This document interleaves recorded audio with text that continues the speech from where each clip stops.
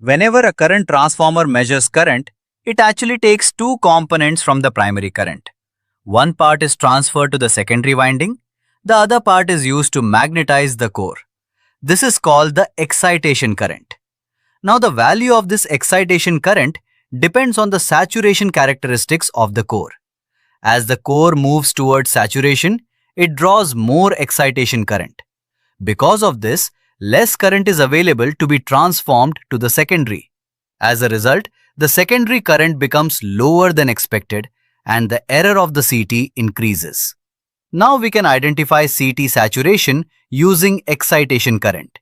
If the excitation current referred to the secondary becomes greater than or equal to 10% of the effective secondary current, we can say that the CT is saturated or about to saturate. Mathematically, we can express it like this. Excitation current divided by secondary current multiplied by ISF and then multiplied by 100 should be greater than or equal to 10%. Now let us understand this with an example.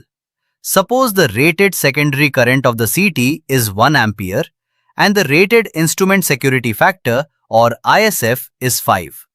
Then the excitation current at which the composite error becomes 10% or more is I_excitation equals 10% of 1 multiplied by 5, which comes out to be 0.5 ampere. So if the excitation current reaches 0.5 amperes, we can say that the CT is entering into saturation. Now one important point to remember. The excitation current we are talking about is not the actual current drawn from the primary winding. It is the excitation current referred to the secondary side. Also, the ampere turns for excitation remain the same on both primary and secondary sides. Now the secondary current at which the CT goes into saturation is simply rated secondary current multiplied by ISF. So the ratio of excitation current to secondary current multiplied by ISF represents the composite error of the CT. And when this composite error becomes greater than or equal to 10%, we say that the CT is saturated. Hope you got the idea. Now let us see how we test the ISF of a current transformer. First, we measure the secondary resistance of each winding using a DC voltage current method. Then, we correct this resistance to 75 degrees Celsius. Why 75 degrees? Because this is the maximum permissible temperature of the CT conductor as per standards and the maximum current flows under saturation conditions. Now the maximum current that can flow through the CT secondary is ISF multiplied by the rated secondary current. So naturally, the maximum temperature rise occurs at this condition. That is why we correct the resistance at 75 degrees Celsius. Next, we add the burden resistance to the corrected winding resistance. Now we inject the calculated excitation current, that is 0.5 amperes, into the secondary. Now if we multiply the rated secondary current by ISF, we get the maximum current below which the CT should not saturate. For this current, the voltage drop across the CT will be resistance multiplied by rated secondary current multiplied by ISF. Now again, we apply the calculated excitation current to the secondary and measure the corresponding voltage. This measured voltage is the limiting voltage beyond which the CT starts saturating. Since we already know the secondary resistance, we can divide this voltage by the resistance to get the secondary current at saturation.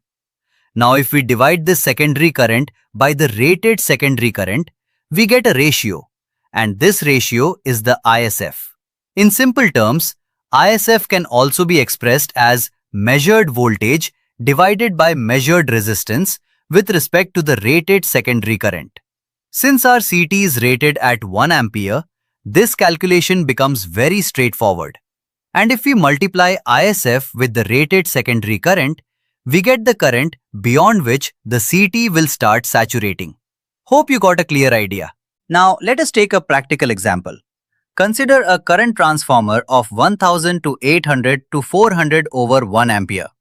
This means the CT has three secondary ratios. 1s1 to 1s2 is the part of the winding for the lowest ratio, that is 400 over 1 ampere. First, we take the lowest ratio, that is terminals 1s1 and 1s2. We measure the secondary resistance and it comes out to be 1.68 ohms. Now, we correct this resistance to 75 degrees Celsius and the corrected value becomes 1.97 ohms. Next, we calculate the total resistance of this part of CT winding when it is connected to the rated burden. Total resistance equals burden resistance plus winding resistance. Now, burden resistance is rated burden divided by rated secondary current squared. Here, say rated burden is 15 volt amperes and rated current is 1 ampere. So, burden resistance becomes 15 ohms. Now, adding winding resistance. Total resistance equals 15 plus 1.97 equals 16.97 ohms. Now, we already know that for this CT, the excitation current corresponding to 10% error is 0.5 ampere. So, we inject 0.5 ampere into the secondary and measure the voltage. Let us say the measured voltage is 41 volts. Now, the current at which the CT saturates will be measured voltage divided by total resistance. So, 41 divided by 16.97, which is approximately 2.42 amperes. 2.42 ampere divided by 1 ampere equals 2.42. So, the ISF is 2.42, which is less than the limit of 5. Now, let us move to the second higher taps of the secondary winding, that is 1s1 and 1s3. The measured resistance at ambient temperature is 3.45 ohms and the corrected resistance at 75 degrees Celsius is 4.04 ohms. Total resistance becomes 15 plus 4.04 equals 19.04 ohms. Now, for the same excitation current of 0.5 amperes, the measured voltage is 78 volts.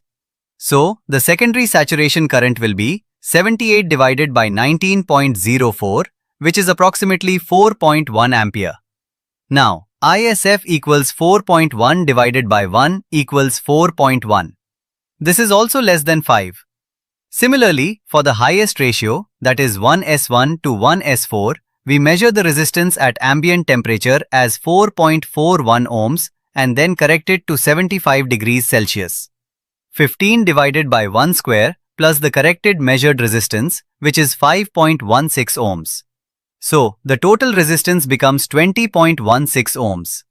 Now, for an excitation current of 0.5 amperes, the voltage appearing across the secondary terminals is 97 volts. So, the corresponding secondary current will be 97 divided by 20.16, which is approximately 4.81 ampere. Now, dividing this by the rated current of 1 ampere, we get the ISF.